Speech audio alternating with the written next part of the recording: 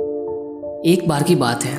एक राजा अपनी सेना के साथ घोड़े पर सवार होकर शहर में घूम रहा था और आसपास के लोगों को देख रहा था।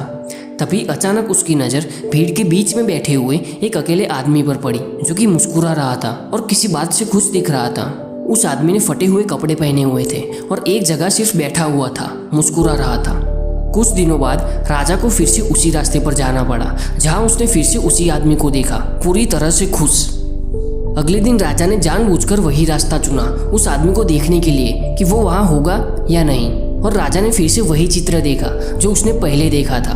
राजा एकदम उत्सुक हो गया और लगभग हर दिन सुबह उसी रास्ते से जाने लगा और हर बार राजा ने उस आदमी को उसी भावना से मुस्कुराते हुए पाया।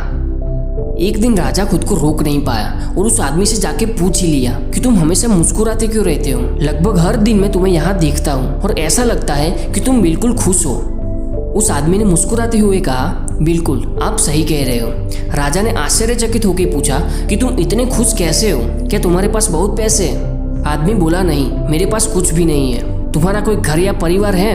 वो बोला, नहीं। तो हो सकता है कि तुम हेल्दी हो, शायद इसीलिए तुम खुश हो। वो आदमी बोला कि नहीं, रात की ठंडी के कारण मेरी हड्डियां अक्सर दर्द करती है और मेरे लगभग सभी दांत भी टूट गए हैं। तो फिर आपको किस बात से इतनी खुशी मिलती है? मुझे भी बताओ, शायद तुम्हारा नुस्खा मेरे भी काम आ जाए। मेरे पास सब कुछ है लेकिन मैं खुश नहीं हूँ।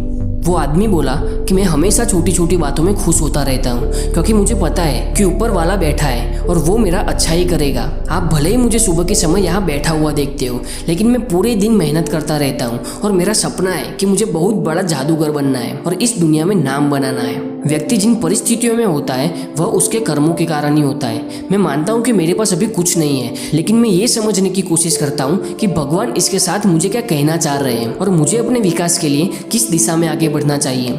इसका एहसास मुझे पूरी तरह से खुश नहीं करता है, लेकिन मैं खुश रहने की कोशिश करता हूँ।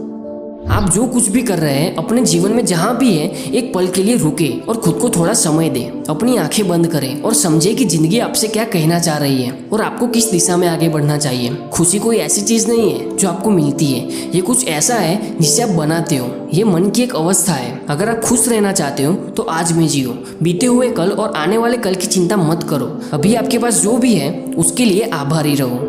हम अक्सर हैप्पीनेस को बाहर तलाशते हैं, लेकिन असल में हैप्पीनेस हमारे भीतर है। बस जरूरत है तो उसे तलाशने की। धन्यवाद। धन्यवाद।